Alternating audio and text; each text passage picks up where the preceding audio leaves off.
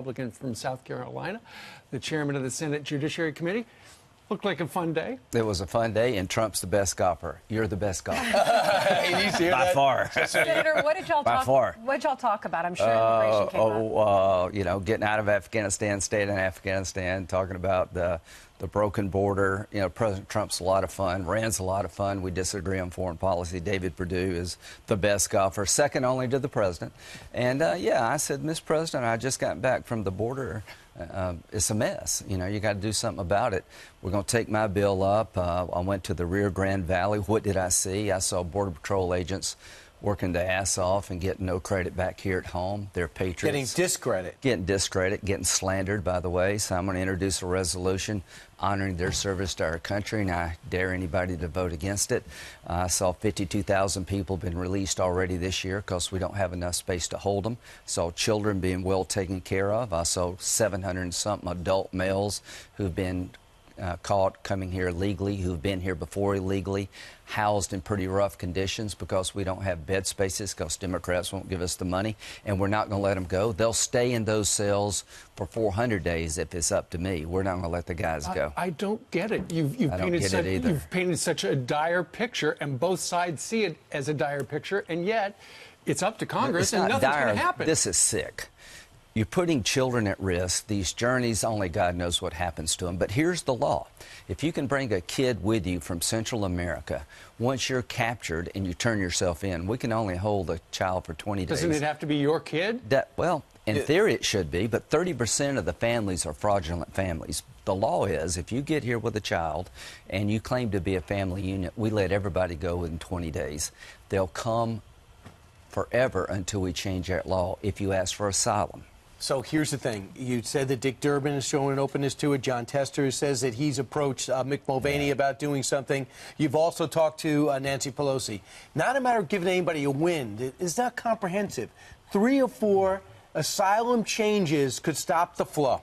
90% of this would stop overnight if you required people to apply for asylum in their home country or Mexico, and if you had more time than 20 days to process a claim with a minor child. 90% of it goes away and the pressure on the border stops. People have been captured from 60 countries, Syria, Iran, all over the Mideast. It would be so easy for a terrorist to go to Central America and get in this flow and come here and kill a bunch of us. Right, so you had an editorial today in the Wall Street Journal, and here's a little of it. You wrote it with Jack Keane. Call Iran's bluff with an offer of nuclear power. And you go on to say that if you want nuclear power, put it in somebody else's supervision because you're going to call their bluff because you know they actually want a nuclear weapon. Well, if you don't believe they want a nuclear weapon, you shouldn't be driving in New York. You don't build a power plant under a mountain if all you want is peaceful nuclear power. But you can have nuclear power without enriching and reprocessing. You make a bomb by enriching and reprocessing uranium and plutonium. 15 countries have power plants, but they buy their fuel from somebody else. Here's what I'm telling the president. Offer the Iranians nuclear power program. Let them get their fuel from the Russians or the Chinese.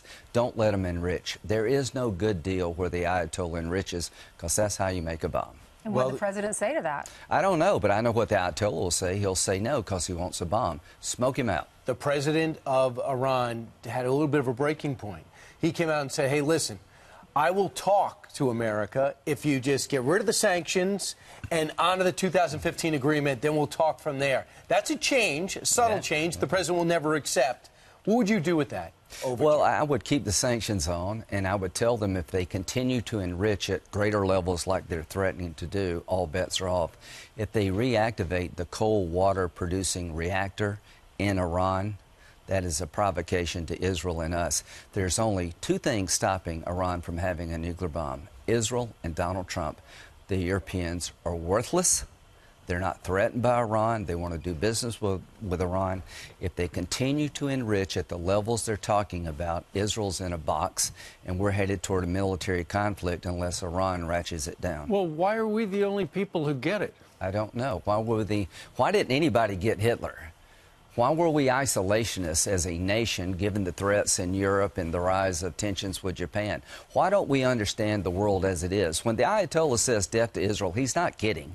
When he writes on the side of the missile, death to Israel, he means it. When he says death to America, he means it. He's a religious Nazi. He's not threatened by Saudi Arabia. He's dismembering the Mideast. He took all the money we gave him to build up his war machine. He's a religious zealot who would use a nuclear weapon to destroy Israel if he could get it. Everybody in Israel, left, right, believes that. I believe it. I don't know why the world is the way it is. And by the way, that deal would have been ratified, and the president would have to undo it if, of course, it got a vote. It was a treaty. But they didn't have Democrat support for it. Ben Cardin, Chuck Schumer, among the people that didn't like this deal. Yeah, what's wrong with the deal, Brian? After 10 years, all the restrictions on enrichment are off. It slowed down a march to a bomb. It didn't stop it. The way you stop a bomb from being made is you disconnect all the centrifuges and you dismantle them. You don't need one centrifuge to run a nuclear power plant because you can buy the fuel. I want to ask you a question about the election, because there are a lot of polls that say if the election were tomorrow, the president wouldn't win. What does the president need to do to ensure a win? Make sure it's not tomorrow. So, no, he's going to win. If he'll just, Mr. President, you're going to win. Just knock it down a notch. In what way? Well, we all know that AOC and this crowd are a bunch of communists. They hate Israel. They hate our own country. They're calling the guards along our border, the Border Patrol agents, concentration camp guards. They accuse people who support Israel of doing it for the Benjamins. They're anti-Semitic. They're anti-America. Don't get down. Aim higher. We don't need to know anything about them personally. Talk about their policies. Senator, those tweets were negative? I think they're American citizens who are duly elected that are running on an agenda that is disgusting, that the American people will reject. Talk about what it means for America to have free health care for illegal immigrants and no criminalization of coming into the country. See how that works for controlling immigration. Their ideas, they're anti-Semitic. They talk about the Israeli state if they're a bunch of thugs, not victims of the entire region. They wanted to impeach Trump on day one. They're socialist. They're anti-Semitic. They stand for all the things that most Americans disagree with. Make them the face of the future of the Democratic Party. Senator, you will destroy the Democratic Party. It sounds like you're saying the president went too far with these tweets. I just don't think you aim higher. You don't need to. They are American citizens. They won an election. Take on their policies. The bottom line here is this is a diverse country. But, you know, Bernie Sanders told Nancy Pelosi to lighten up on them. Has anybody been upset about what Bernie said? Her chief of staff called every Democrat who agreed with their policies segregationists. Moderates. Called really moderate? Well, but they said they were like the Democratic segregationists of the 60s. They called Nancy Pelosi out for being critical because they're people of color. Not one person is going to beat up Bernie today. Mr. President, you're right about their policies. You're right about where they'll take the country. Just aim higher. Do you think he's going to do that? Do you think he can do that? You know, I talked to him a while ago. I said, you're a good commander-in-chief. ISIS has been destroyed. Our economy is humming. You're trying to get control of a broken immigration system. Their policies will destroy this country. Focus on what they want to do for America and to America and compare it with what you've done. Don't get personal. Don't take the bait. This is not about a person. It is about a country. It is about a set of ideas. They're on the wrong side of the future. And you do believe that if the president called some of the leadership in to do the asylum changes at the border on a bipartisan level, do you think that's a possibility? Do you think the president might be open to that? I would try it. I think they hate him so much that we're not going to pass the trade agreement. These laws are sick. They lead to the exploitation of children. People are making billions of dollars off our broken laws, getting children here, smuggling them in and recycling them. I would hate to be a Democrat justifying this system. Call them into the Oval Office and say, let's make a deal. I'll spend money in Central America to help life there, but we got to change our laws. If we don't, they never stop coming. I don't know where the Democratic Party is with President Trump. I don't know if they're capable of working with him.